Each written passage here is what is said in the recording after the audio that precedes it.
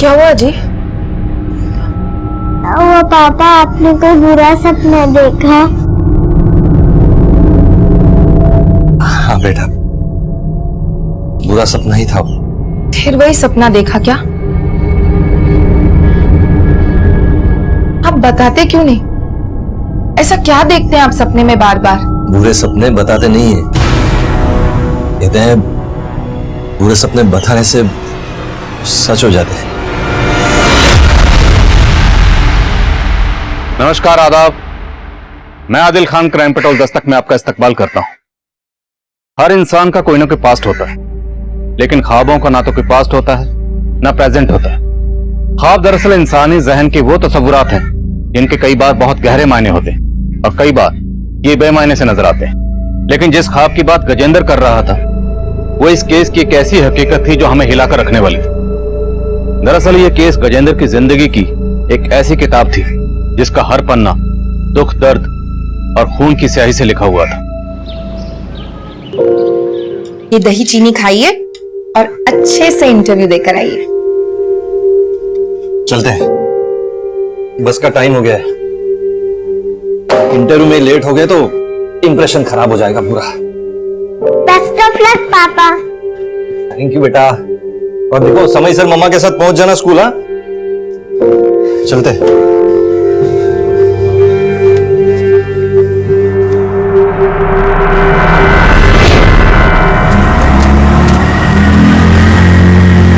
बस बस बस दादा।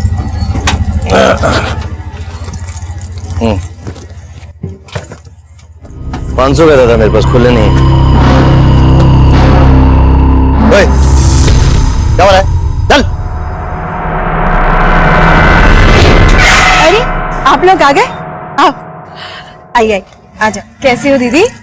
हम ठीक है। आओ ना, अंदर आओ।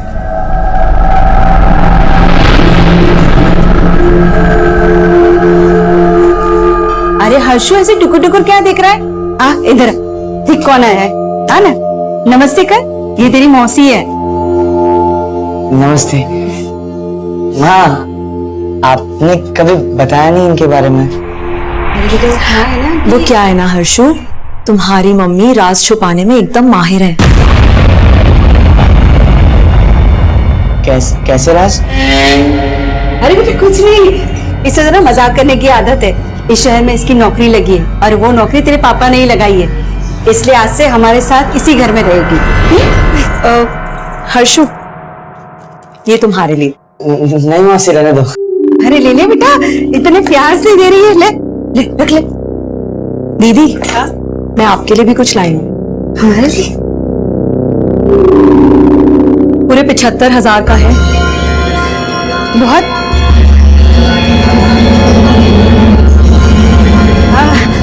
तुम ना फ्रेश हो जाओ ना। चलो मैं तुम्हें बाथरूम ले चलती हूँ। आओ।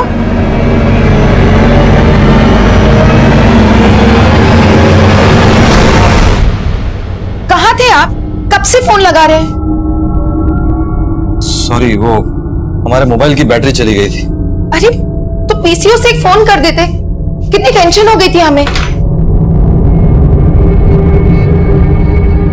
क्या हुआ? नौकरी नहीं मिली क्या? नहीं, नौकरी तो लग गई। सच? और इतनी अच्छी खबर आप हमें ऐसे बता रहे हैं? थोड़ा थक गए। पापा, मैं आपका सर दबाऊं? अरे नहीं बच्चा, ठीक हो जाएगा वो। हाँ? तुम जाओ होमवर्क करो। अच्छा, बातें बाद में, आप फ्रेश हो जाइए, मैं खाना लगा देती हूँ।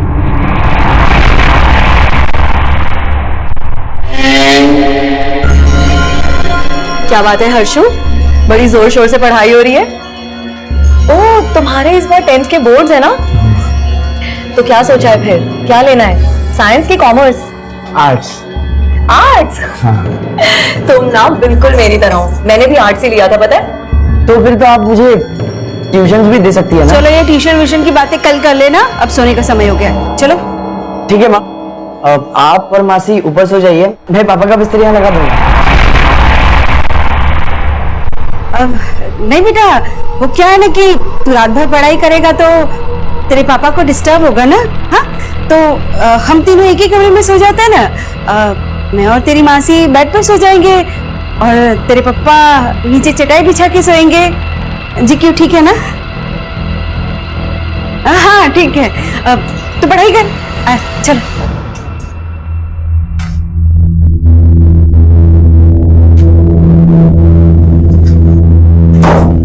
तुम नीचे अपने बेटे के साथ नहीं सो सकती थी क्या? कबाब में हड्डी बनना जरूरी है?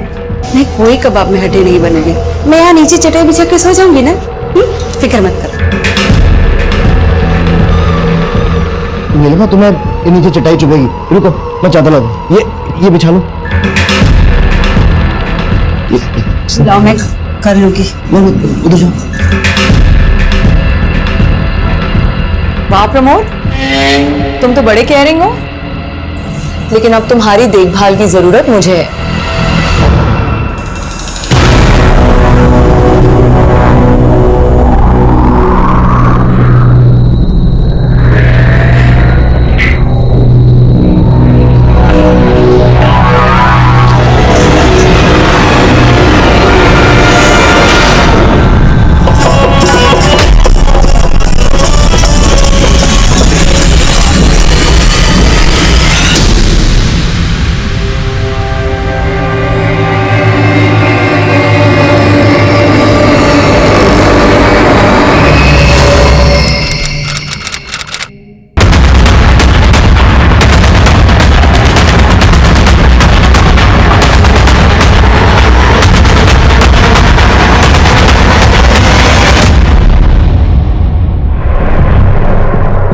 ये तो कोई किन्नर लगता है। काफी ब्रूटल मर्डर,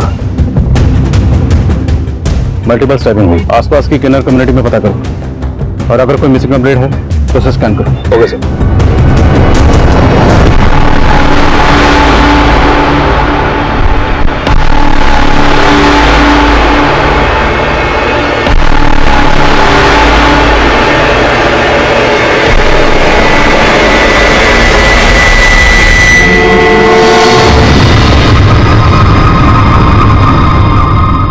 मम्मी, पापा का फोन लगा?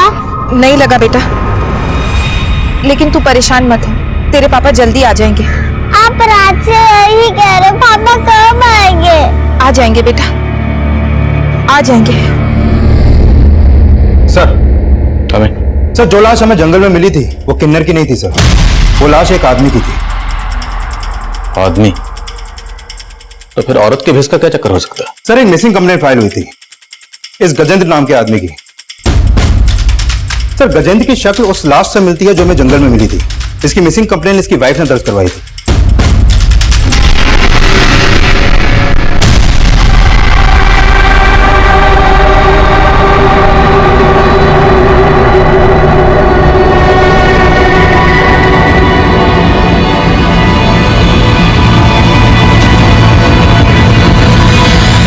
ये क्या बोल रहे साहब? वही बोल रहे हैं जो हमने देखा, जो हमारे सामने आया। हमें जब आपके पति गजेंद्र की लाश मिली उस वक्त वो औरत के भेष में थे। अब इसके पीछे कोई ना कोई वजह तो होगी। आपको कुछ अंदाजा? मुझे कुछ समझ नहीं आ रहा साहब, लेकिन पिछले कुछ दिनों से वो बहुत परेशान रहते थे। अजीब अजीब सपने आते थे उनको। सपने? कैसे सपने? उन्होंने कभी बताया नहीं, बस यही बोलते थे कि बुरे सपने बता दो तो सच हो जाते। और वो ये सपने कब से देख रहे थे? पिछले 3 महीनों से साहब, जब से उनकी बहन पूजा उन्हें छोड़कर चली गई। बहन को छोड़ के गई? उसका एक लड़के के साथ चक्कर था साहब। गजेंद्र जी को यह सब पसंद नहीं था।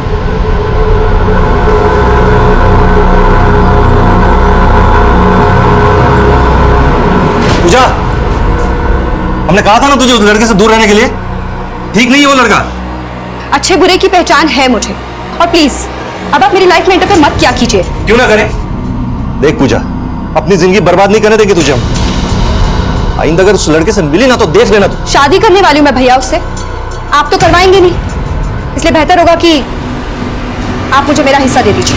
वो तो पूजा को समझाना चाहते थे, लेकिन पूजा 3 महीने पहले हमारी सारी जमा पूंजी, गहने सब चोरी करके भाग गई उस लड़के के साथ। वो लड़का कौन था जिसके साथ वो भागी? उस लड़के को मैं नहीं जानती साहब, लेकिन मुझे शक है पूजा ने ही मारा है गजेंद्र जी को, ताकि उनके घर पे भी अपना हक जमा सके। आप पता कीजिए उसका साहब। वो तो हम पता करेंगे, हमारा काम है। आपने गजेंद्र जी को आखिरी बार कब देखा था? कल सुबह ऑफिस के लिए निकले थे। कहाँ काम करते थे? विंश्योर कंपनी में सेल्स एग्जीक्यूटिव थे। सर, गजेंद्र की बीवी ने गजेंद्र की बहन पर शक जताया, लेकिन गजेंद्र की लाश औरत के भेष में मिलने की कहानी को समझ में नहीं आ रही। गजेंद्र की बीवी ने बताया कि उस दिन ये ऑफिस गया और रात को घर पर नहीं आया। हो सकता है ऑफिस में कुछ हुआ हो, किसी ने ह्यूमिलेट किया। ऑफिस में पता करते। और गजेंद्र की बहन पूजा, उसके कॉल रिकॉर्ड्स निकलो, शायद उससे कुछ पता चले कि गजेंद्र की बहन पूजा इस वक्त कहाँ हो सकती है। Okay sir.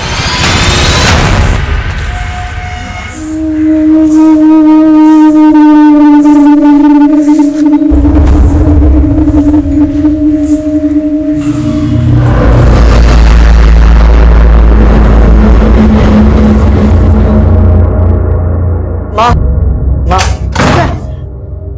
आप वो सीमा मौसी को कहीं और किराए पे लेके रहने को कहिए ना, इनके रंग ढंग अच्छे नहीं लग रहे। ये कैसे बातें कर रहा है तू? क्या बात है? आप जब कल घर पे नहीं थे ना, तो आपको पता है क्या हो रहा था? क्या हो रहा है?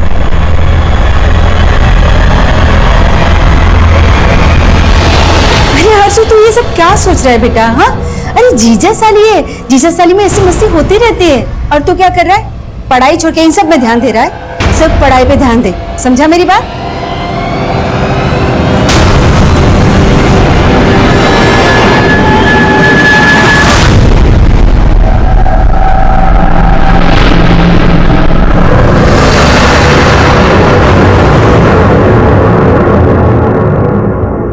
हमें इस गजेंद्र के बारे में बात करनी, जो आपके यहाँ पे सेल्स एग्जीक्यूटिव का काम करता था। नहीं सर, ये हमारे यहाँ प्यून था। यस सर, गजेंद्र यहाँ प्यून था। 1 महीने पहले वो यहाँ सेल्स एग्जीक्यूटिव जॉब के इंटरव्यू के लिए आया था, लेकिन तब तक वो जॉब हम किसी और को दे चुके थे। सर देखिए, मैंने आपसे कहा ना। नहीं सर, ये जॉब नहीं, वो आपने बाहर लगाया ना प्यून वाला जॉब, सर वही दे दीजिए सर, काम की बहुत जरूरत है सर। सर वो ग्रेजुएट था, फिर भी वो प्यून की नौकरी करने के लिए तैयार था। उसकी मजबूरी देखकर मुझे उस पर तरस आ गया और 1 महीने पहले मैंने उसको प्यून की नौकरी दे दी। परसों जॉब पर आया? हाँ सर, आया था, लेकिन वो हाफ डे लेकर चला गया था। हाफ डे क्यों चाहिए था? उसने कुछ बताया? क्या काम है, कहाँ जाना? बताया तो नहीं था, लेकिन आए दिन वो हाफ डे की छुट्टी मांग लेता था। सर प्लीज, बहुत जरूरी काम है। तुम्हें आए दिन जरूरी काम होता है? आज आखिरी बार जाने दे रहा हूं, दोबारा हाफ डे मांगा ना तो घर पर ही रहना, वापस काम पर मत आना। उसी रात हमें गजेंद्र की लाश मिली, और जब हमें उसकी लाश मिली वो औरत के भेष में था। औरत के भेष में? जी। गजेंद्र की आपके ऑफिस में किसी से कोई झगड़ा, कोई लड़ाई? नहीं, ऐसे तो कुछ नहीं था, लेकिन वो आदमी बहुत जुगाड़ू था। मतलब कहने के लिए तो वो प्यून था, लेकिन वो ऊपर से भी पैसे कमाता था। कैसे? वो यहाँ काम कम और फेस रीडिंग ज्यादा करता था। आसपास के ऑफिस वाले भी अपना चेहरा लेकर उसके सामने खड़े हो जाते थे, तो वो फेस रीड करके उनके प्रॉब्लम्स का सॉल्यूशन बताता था और उसके बदले में दक्षिणा लेता था। क्या पता सर, ऐसे ही क्लाइंट्स उसके बाहर भी हो और वो हाफ डे लेकर उन्हीं से मिलने जाता होगा। गजेंद्र ने जिस डेट को हाफ डे लिया था, मुझे उनकी डिटेल चाहिए। Okay sir.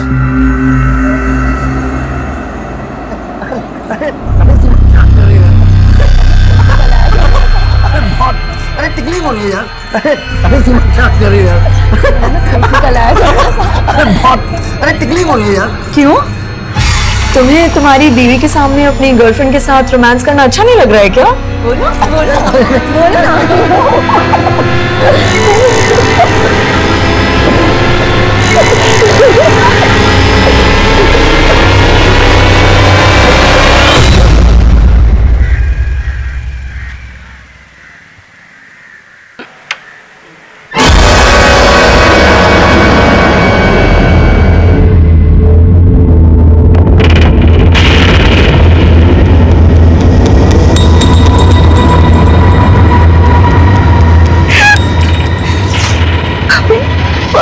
कैसे हो गया भैया के साथ?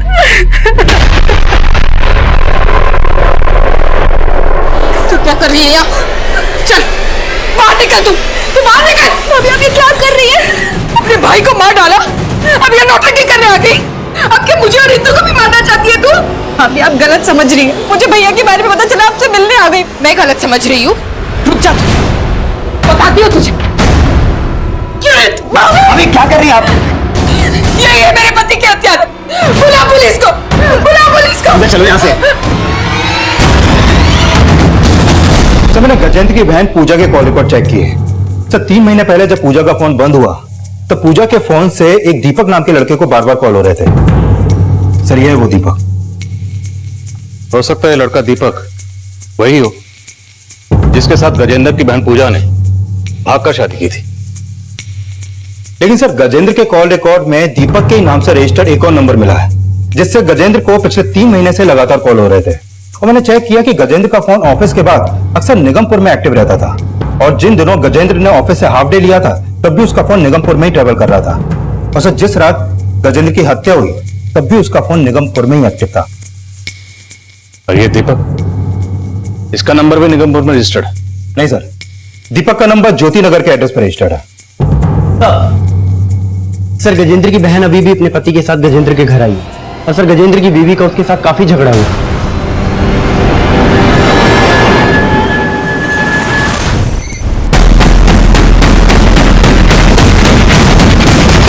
भाभी बात समझने की कोशिश करो, हमने कुछ नहीं किया। हमारी गलती, इसने मेरे पति को मारा है। ले जाइए इन्हें। सर हम लोगों ने कुछ नहीं सर हमारी बात तो सुनिए। ये ऐसा झूठ बोल रहे थे, इन्होंने मारा है सब। तो जैसे ही हमें भैया की हत्या की खबर मिली, हम भाभी से अपना दुख बांटने चले गए, लेकिन उन्होंने तो भाभी हम पे झूठा आरोप लगा रही है। हम भला अपने ही भाई को कैसे मार सकते हैं? हमारी भाभी का तो ये भी कहना है कि पिछले 3 महीने से तुमने अपने भाई की कोई खबर नहीं ली। लेती भी कैसे? अपने भाई के घर से पैसे और गहने लेकर जो भागी थी। नहीं सर, हम मानते हैं कि हमने गजेंद्र भैया के खिलाफ जाकर दीपक से शादी की थी, लेकिन कोई चोरी करके नहीं भागे थे हम। लेकिन अपने भाई से हिस्सा तो मांग रही थी। हाँ सर, मैंने भैया से हिस्सा मांगा था, लेकिन उस दिन भाभी ने हमसे बहुत झगड़ा किया। मुझे नहीं लगता कि अब हम एक छत के नीचे रह सकते हैं। बस मुझे मेरा हिस्सा चाहिए। क्या हिस्सा चाहिए तुझे? और इतने सालों से मुफ्त का बैठकर खा रही है वो? कोई हिस्सा वैसा नहीं मिलेगा। कोई नहीं, तुम्हें इसमें पढ़ने की जरूरत नहीं है। हम बात कर रहे हैं ना पूजा से। और फिर भैया और मैंने प्यार से समझौता कर लिया। फिर भैया ने खुद मुझे कुछ पैसे और गहने दिए थे और उन्होंने बोला कि जब घर बिकेगा तो वो बाकी का हिस्सा भी दे देंगे। लेकिन सर उन बातों का गजेंद्र भैया की हत्या से कोई लेना देना नहीं है। तो किन बातों पे लेना देना? और तुम दीपक, पिछले 3 महीने से तुम लगातार गजेंद्र को फोन कर रहे थे। सर मैं गजेंद्र भैया को फोन नहीं करता था। जब हमें तुम्हारे पास गजेंद्र की लाश मिली उस वक्त वो औरत के भेष में था। ये औरत के भेष का चक्कर क्या है? सर कोई आइडिया नहीं है। सर प्लीज, हमने कुछ नहीं किया, प्लीज हमें जाने दीजिए। आप उनकी बातों का भरोसा मत कीजिए साहब। जरूर उन दोनों ने मिलकर गजेंद्र जी को मारा है। उनको हम देख लेंगे, लेकिन आप बोल रही थी कि गजेंद्र अपने ऑफिस में सेल्स एग्जीक्यूटिव थे, लेकिन वो तो वहां पर प्यून का काम करते थे। नहीं साहब, ये कैसे हो सकता है? भला कोई बीए पास आदमी प्यून का काम करेगा? लेकिन हमने कंफर्म किया है गजेंद्र अपने ऑफिस में प्यून ही थे और उनके ऑफिस से ये भी पता चला है कि वो वहां लोगों की फेस रीडिंग करके उनसे दक्षिणा मांगते थे। क्या वो भूत भविष्य बताने का भी काम करते थे? साहब अगर वो किसी का भूत भविष्य जानते तो क्या अपने दिन में ही सुधार लेते? अच्छा, गजेंद्र अपने ऑफिस से आए दिन हाफ डे की छुट्टी लेते थे और उनका फोन अक्सर निगमपुर में एक्टिव रहता था। निगमपुर में कहां जाते होंगे वो? निगमपुर? मुझे इस बारे में कुछ नहीं पता साहब। और आधे दिन की छुट्टी लेकर तो वो कभी घर नहीं आए, उल्टा ओवर टाइम करते थे। रोजाना घर लेट आते थे। उनके ऑफिस वाले झूठ बोल रहे साहब। लेकिन मैं दावे के साथ कह रही हूं, उनकी हत्या पूजा ने ही की है और उनका औरत के भेष में मिलना ये भी उसी का कोई षड्यंत्र है। ये सब क्या चल रहा है माँ? वो औरत पापा के साथ आपके सामने। माँ ये सब क्या चल रहा है? माँ आप कुछ बोलती क्यों नहीं है माँ? वो औरत हमें ब्लैकमेल कर रही है। ब्लैकमेल? किस बारे में ब्लैकमेल कर रही है माँ? कुछ मत पूछ बेटा, जैसा चल रहा है ना वैसा चल रहा है। समझ ले तेरे माँ बाप मजबूर है।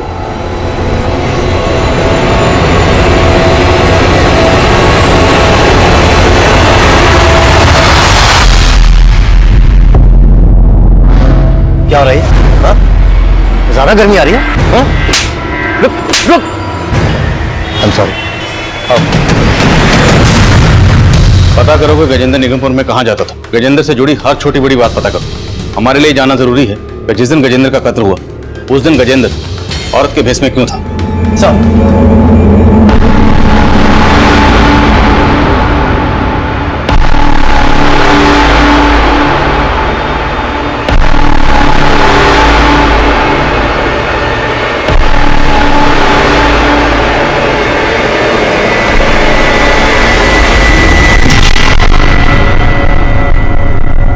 क्या हुआ पूजा?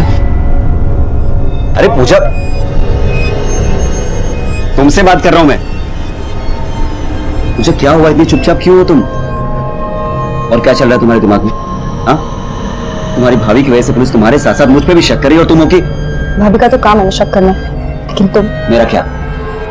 कुछ क्या? क्या?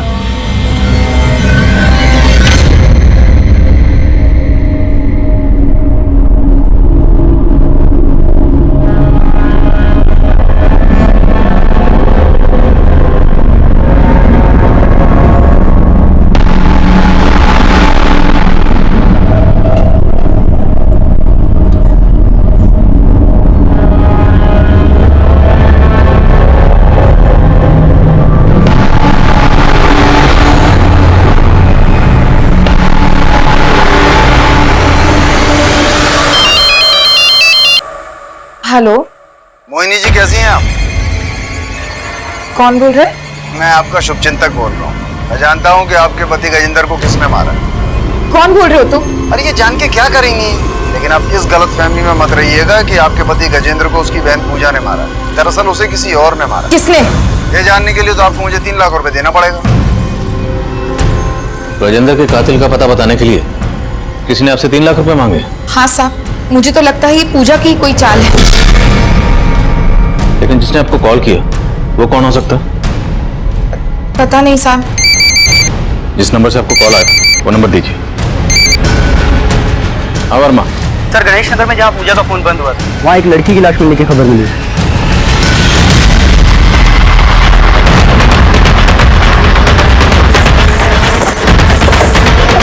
जैन सर, सर लाश के पास से ये पूजा शर्मा नाम की आईडी मिली।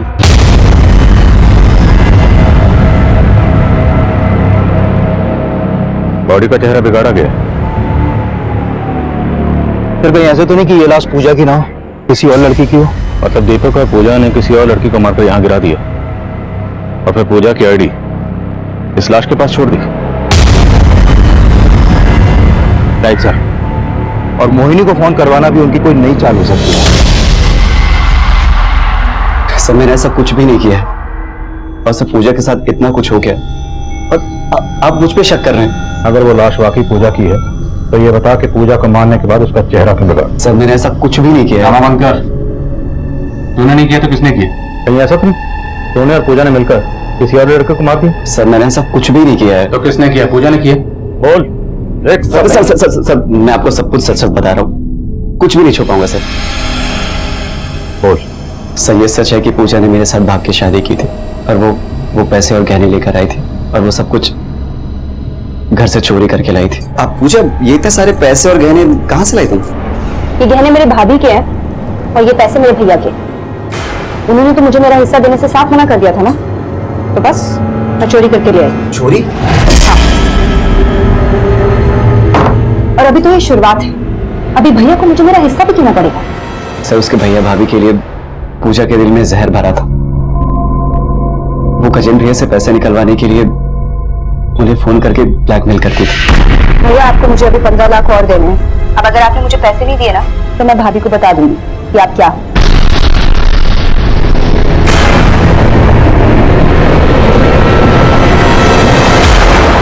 ऐसा क्या था जिसकी वजह से पूजा अपने भाई गजेंद्र को ब्लैकमेल कर रही थी? सर वो तो मुझे नहीं मालूम है। वो गहने और पैसे तेरे पास ही हैं? मेरे पास कुछ भी नहीं है और पूजा जो कुछ भी लेकर आई थी सब कुछ घर पे ही रखा है। सर मुझे तो ऐसा लग रहा है कि भाई बहन से किसी ने एक एक करके दुश्मनी निकाली है। कौन दुश्मनी निकाला? सर ये तो मुझे नहीं पता, लेकिन सर मैंने कुछ भी नहीं किया है। दीपक का बयान पूजा पर हमारा शक और भी गहरा कर रहा था। हमने चेक किया, पूजा के अकाउंट में काफी पैसे थे जो उसने गजेंद्र के कत्ल से पहले ही निकाल लिए। हम तब ये भी तय नहीं कर पा रहे कि हमें जो लाश मिली थी वो लाश वाकई पूजा की थी या फिर किसी और को मारकर उसे पूजा की पहचान दी गई थी। इसलिए हम उस लाश का डीएनए गजेंद्र के डीएनए से मैच करवा कर देखना चाहते थे। मोहिनी को जिस नंबर से फोन किया गया था वो नंबर एक पीसीओ का था। उस पीसीओ से तो कॉलर की कोई लीड नहीं मिली, लेकिन निगमपुर जहां पर गजेंद्र का फोन अक्सर एक्टिव रहता था वहां से गजेंद्र के बारे में एक चौंकाने वाली जानकारी सामने आई। वो दोस्त कौन था उस गजेंद्र, मतलब उस बबली का? बॉबी नाम था साहब उसका। कहाँ मिले गए बॉबी? मालूम नहीं साहब, काफी टाइम से उन दोनों को यहाँ देखा नहीं मैंने। बॉबी का फोन नंबर है तुम्हारे पास? साहब फोन नंबर तो नहीं होगा, स्केच बनवा सकते हैं उसका? हाँ साहब, रोज ही देखता हूँ, स्केच बनवा सकता हूँ सर। करो। गजेंद्र गाजीपुर में अक्सर इस शख्स के साथ देखा गया, आप जानती हैं सर? नहीं साहब, लेकिन ये बॉबी नाम है इसका। बॉबी नाम के किसी शख्स को जानती हैं? नहीं साहब, मैं किसी बॉबी को नहीं जानती, लेकिन गजेंद्र जी इस के साथ। देखिए, हमें तो पता चला है कि गजेंद्र भी था और इस बॉबी के साथ मिलकर निगमपुर में धंधा करता था। ये झूठ है साहब, उन्हें बदनाम करने की कोई साजिश है। हमारी इंफॉर्मेशन पक्की है, गजेंद्र था और निगमपुर में गजेंद्र को लोग बबली के नाम से जानते थे। हो सकता है आप भी जान गई कि आपका पति है और इसलिए आपने अपने पति। ऐसा आरोप मत लगाइए साहब, आप मुझ पर 10 साल से पति पत्नी थे हम। मैं उन्हें शादी के पहले से जानती थी। गजेंद्र और पूजा कौन से गांव के रहने वाले थे? साहब वो तो यहीं रहते थे, अब उनका गांव कहाँ है वो मुझे नहीं पता। ये गजेंद्र औरत के भेष में धंधा करता था, बीए पास था, लेकिन पीएन की नौकरी करता था। हमारे सामने इसकी शख्सियत के कई शेड्स आ गए, लेकिन इसकी बीवी मोहिनी का कहना है कि वो ये तक नहीं जानती कि गजेंद्र कहाँ का रहने वाला था। मुझे लगता है इस केस को समझने के लिए हमें पहले गजेंद्र की असली शख्सियत को समझना होगा। सर एक बात और है, दीपक ने बोला था कि पूजा गजेंद्र को ब्लैकमेल कर रही थी। शायद पूजा गजेंद्र की बीवी को गजेंद्र की इसी दोहरी शख्सियत की असलियत बताने की धमकी दे रही हो। मुमकिन है, लेकिन यह भी मुमकिन है कि गजेंद्र की बीवी मोहिनी को गजेंद्र की असलियत के बारे में पता चल गया हो और इसने मोहिनी की बैकग्राउंड खंगाला। और गजेंद्र के साथ जो दूसरा किन्नर था बॉबी, उसकी क्या लीड है? सर फिलहाल बॉबी का कुछ पता नहीं लग पा रहा, लेकिन हमारी टीम लगी हुई है। हमारे लिए बॉबी की लीड बहुत जरूरी है कि जिस लड़की की लाश हमें मिली थी वो लाश वाकई पूजा की या दीपक और पूजा दोनों मिलकर कोई गेम कर रहे हैं। डीएनए रिपोर्ट का क्या स्टेटस है? सर रिपोर्ट आने में थोड़ा टाइम लगेगा। मैं कमी सर पूजा और गजेंद्र दोनों की प्रोफाइल को अच्छे से चेक किया है सर। उन दोनों के अकाउंट से कोई ऐसा क्लू नहीं मिला है जिससे उनका नेटिव एड्रेस पता चले, लेकिन सर उन दोनों भाई बहन के अकाउंट में एक कॉमन प्रोफाइल मिली है। ये देखिए सर, ये सीमा है, पूजा इसके साथ काफी ज्यादा टच में थी। और सर ये सीमा गजेंद्र के सोशल मीडिया अकाउंट में भी एज अ फ्रेंड ऐड है। तो ये सीमा गजेंद्र और पूजा दोनों को जानती थी, रहती कहाँ है? सर हमारे साइबर सेल ने जब इसके प्रोफाइल को चेक किया तो हमें इसका एड्रेस मिला था। सर मैंने नवीन को वहां पे भेजा था, लेकिन सर इसके घर पे काफी दिनों से ताला लगा हुआ है। इसका कोई फोन नंबर? नहीं सर, इसका कोई फोन नंबर तो नहीं मिला है, लेकिन हाँ सर इसके अकाउंट में प्रमोद नाम के आदमी की प्रोफाइल मिली। सर सीमा इसके साथ काफी टच में थी। इस प्रमोद का एड्रेस निकलो, गजेंद्र और पूजा से जुड़े हर शख्स से मिलना जरूरी है। सर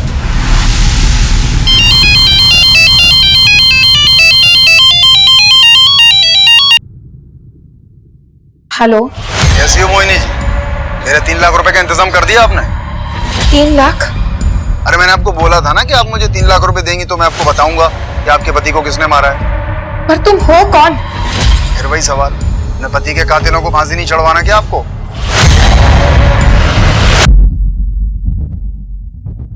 सर अभी अभी गजेंद्र की बीवी मोहिनी को एक कॉल आया था, उसका फोन हमारे सर्विलेंस पे था, इसलिए उनके बीच में जो भी बातें हुई हमने रिकॉर्ड कर ली। चलो।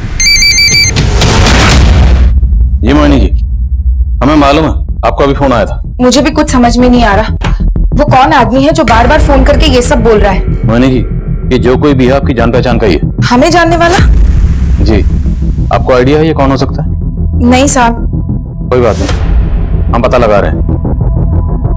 तो जिस नंबर से अभी मोहिनी को कॉल आया वो नंबर एक दूसरे पीसीओ का था, अपने कांस्टेबल को भेजा है वहां पर। लगता तो नहीं उस पीसी से कोई लीड मिलेगी, क्योंकि ये जो भी है बहुत शातिर है, हर चाल बहुत सोच समझ कर चल रहा है। ये सब गजेंद्र की बीवी मोहिनी की तो कोई चाल नहीं है। देखने में तो सीधी सादी लगती है, बट यू नेवर नो, हो सकता है ये सारे कॉल्स वो खुद ही किसी से करवा रही हो ताकि हमें उस पर शक ना हो। देखते हैं। सर सीमा जी इस प्रमोद नाम के आदमी के साथ टच में थी। उसका हमने सोशल मीडिया अकाउंट से एड्रेस निकाल लिया। गुड।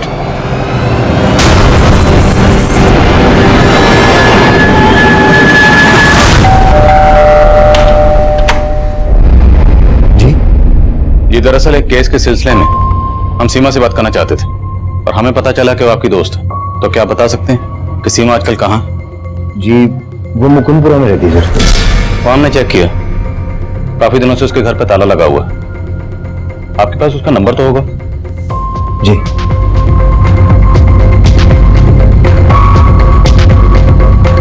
स्विच ऑफ है सर। कोई दूसरा नंबर है उसका? नहीं सर। आपको कुछ आइडिया है आजकल कहाँ हो सकती है? नहीं सर, कोई आइडिया नहीं। ये गजेंद्र और ये पूजा, इन दोनों का मर्डर हुआ और सीमा सोशल मीडिया के जरिए इन दोनों के टच में थी। आप जानते हैं? नहीं सर, मैं इन दोनों को नहीं जानता। Thank you. आई थिंक ये जरूर कुछ छुपा रहा है। आस पड़ोस में इसके बारे में सब कुछ पता करो। Okay sir. हाँ शर्मा बोलो। सर गजेंद्र के घर की रजिस्ट्री पेपर से उसके गांव का पता चला है। तो सहारनपुर के उनिया गांव का रहने वाला है। तुरंत वहां जाओ, गजेंद्र और पूजा के बारे में सब कुछ पता करो। Okay sir.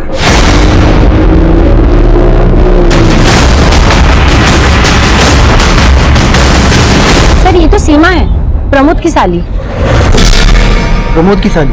जी हाँ, प्रमोद की वाइफ की कजन है। पिछले कुछ दिन से वो यहीं पे रह रही थी, फिर अचानक से कहीं गायब हो गई। हाँ सर, सीमा यहीं रहती थी सर, लेकिन सर हमें नहीं पता वो कहाँ रहती। कोई बात नहीं, अब हमें सब कुछ पता है। हमें पता है कि तेरा और सीमा का रिश्ता क्या था। अब आगे की कहानी यहीं बोलेगा या थाने लेके जाऊं? क्या करा? Sir sir sir sir sir बताता हूँ सर, बताता हूँ सर। मैं और सीमा एक ही ऑफिस में एक साथ काम करते थे और उसे मुझसे प्यार हो गया और मुझे भी सर। मैं पहले से मैरिड था और जब मुझे अपनी गलती का एहसास हुआ मैं सब कुछ खत्म करना चाहता था, लेकिन सर मैं नहीं जानता था सीमा ये सब सुन के ऐसा रिएक्ट करेगी। अगर तुम्हें ये सब खत्म ही करना था तो तुमने मेरे साथ रिश्ता ही क्यों रखा? और तुमने मुझे पहले क्यों नहीं बताया कि तुम शादीशुदा हो? एक दिन वो नीलिमा के पास आ गई और इसे सब कुछ बता दिया। प्रमोद, तुमने मुझे धोखा दिया। मैं छोड़ूंगी नहीं तुमको। अब देखो मैं क्या करता हूँ तुम्हारे साथ। बस करो नीलिमा, ये मेरे नजदीक इसलिए आया क्योंकि तुम कभी इसे अपना बना ही नहीं पाए। सीमा जानती थी कि नीलिमा थोड़ी लालची है और इसने एक दिन सीमा से मिलकर मेरा सौदा कर लिया सर। देखो, अगर तुम प्रमोद को छोड़ना नहीं चाहती हो तो ठीक है, लेकिन मुझे यहाँ रहने की जगह देनी होगी। उसके बदले में मैं तुम्हें आज ही 2 लाख दूंगी और हर महीने 20,000 दूंगी। मुझे मंजूर है। सर मैं मजबूर था, अगर ना करता तो ये दोनों मिलकर मुझे अंदर करवा देती। दूध के धुले मत बनो, सारी मुसीबत के जड़ तुम ही हो। तुम चुप करो, सारे तुम्हारी लालच। एक मिनट, पहले ये बताओ सीमा कहाँ? सीमा चाहती थी कि हर्षु हमारे साथ ना रहे, तो बस। मैं हर्षु के साथ इस घर में नहीं रह सकती हूँ। निकालो उसको यहाँ से।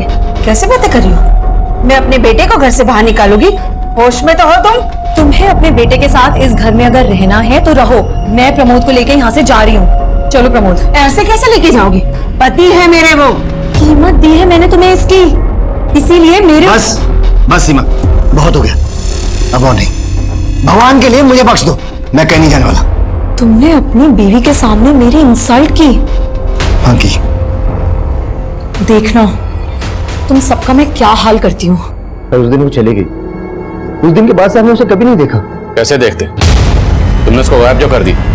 बोलो सीमा कहाँ? सर ऐसा कुछ नहीं हुआ था सर। तो कैसा हुआ था? गजेंद्र और पूजा को भी जानते थे ना तुम?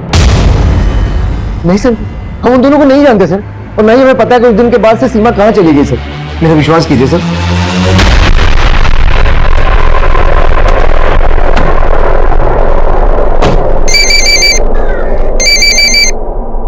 हाँ तिवारी।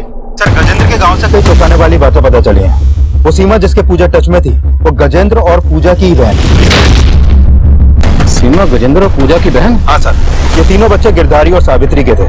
गिरधारी की मौत काफी पहले ही हो गई थी, फिर उनकी मां ने एक रमेश नाम के आदमी से शादी की थी। सर, ये रमेश नौटंकी ग्रुप चलाता था और 20 साल पहले उसकी भी हत्या हो गई।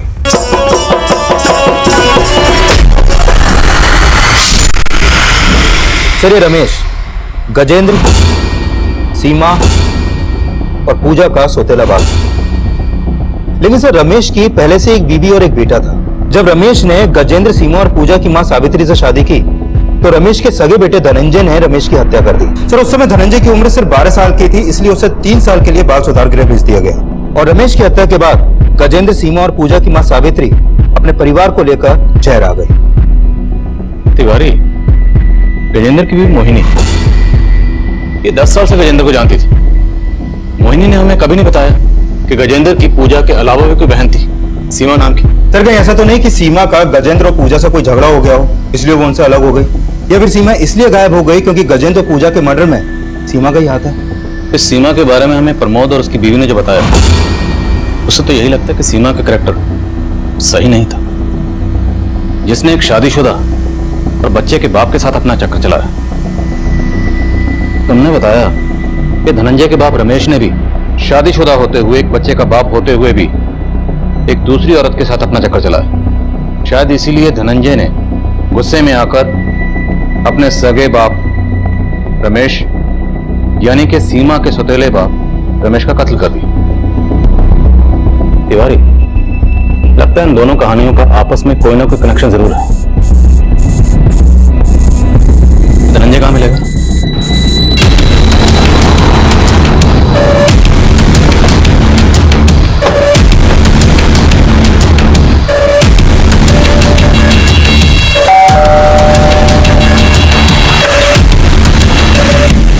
जी धनंजय? नहीं धनंजय, बताइए। सर, मेरी माँ को मेरे बाप ने धोखा दिया था और मैं उस समय बर्दाश्त नहीं कर पाया था। तो बाप का गुस्सा अब तक तुम्हारे? सर, जो मैंने किया था उसकी सजा मैं पा चुका। मुझे नहीं पता कि वो लोग कहाँ रहते हैं, और उनकी माँ ठीक औरत नहीं थी।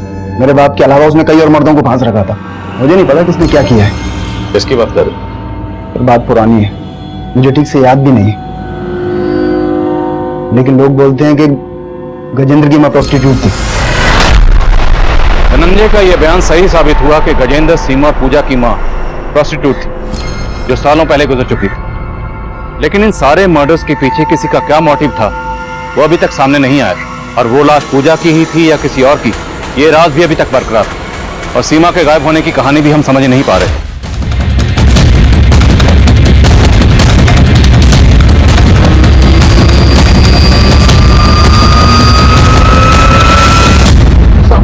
साहब, मैं उसको कैसे मार सकता हूँ? बबली मेरा अच्छा दोस्त था साहब। तो दोस्त के मर्डर के बाद भागा क्यों था? साहब, उसके मर्डर के बारे में सुनने के बाद मैं डर गया था। मुझे लगा कि आप लोग मेरे ऊपर ही शक करोगे, क्योंकि वो मेरे जैसा नहीं था, फिर भी मेरा धंधा करता था सर।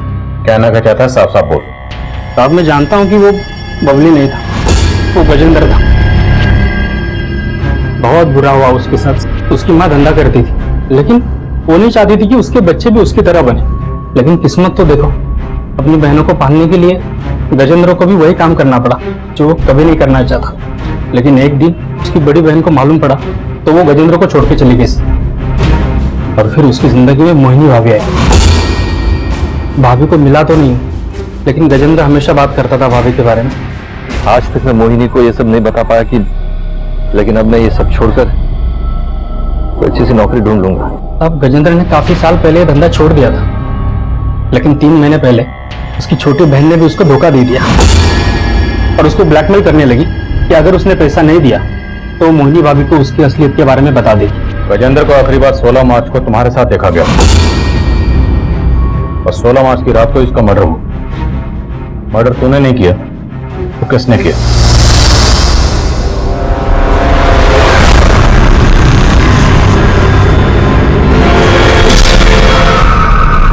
कौन था गाड़ी?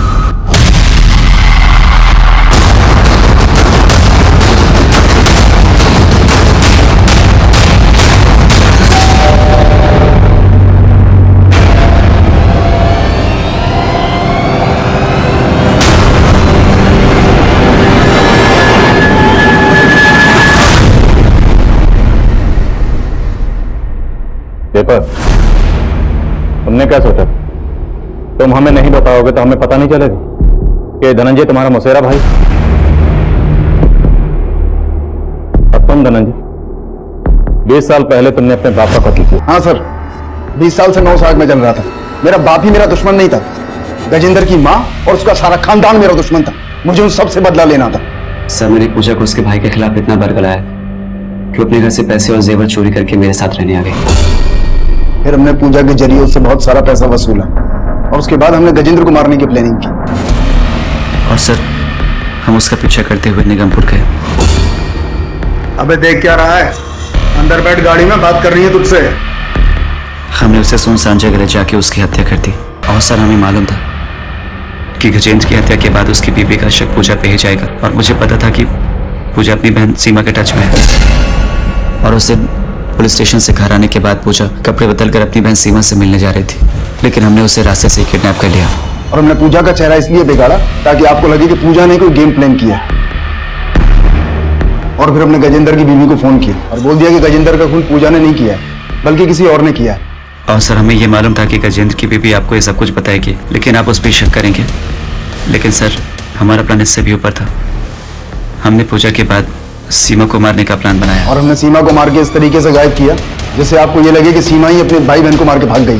बहुत लंबी प्लानिंग की तुम दोनों ने, लेकिन तुम दोनों ये भूल गए कि कानून के हाथ किसी भी मुजरिम की प्लानिंग से कहीं ज्यादा लंबे होते। दरअसल गजेंद्र की जिंदगी में जुर्म ने उस वक्त दस्तक देना शुरू कर दिया जब दीपक की शय पर गजेंद्र की बहन पूजा ने उसे ब्लैकमेल करना शुरू किया था। अगर गजेंद्र ने हिम्मत करके सब कुछ सच सच अपनी बीवी को बताया होता और पुलिस की मदद ली होती तो शायद गजेंद्र की बीवी और बेटी को उस सच्चाई से इतनी तकलीफ और पछतावा ना होता जितना वो अब गजेंद्र को खोने के बाद महसूस कर रहे होंगे। अब मैं आदिल खान आपसे इजाजत लेता हूं। आपसे फिर मुलाकात होगी एक और नए केस के साथ। तब तक देखते रहिए क्राइम पेट्रोल दस्तक। मकसद बताना नहीं, बचाना। इस तरह के और भी एपिसोड देखने के लिए हमारे चैनल को सब्सक्राइब करें और बेल आइकन दबाना ना भूलें।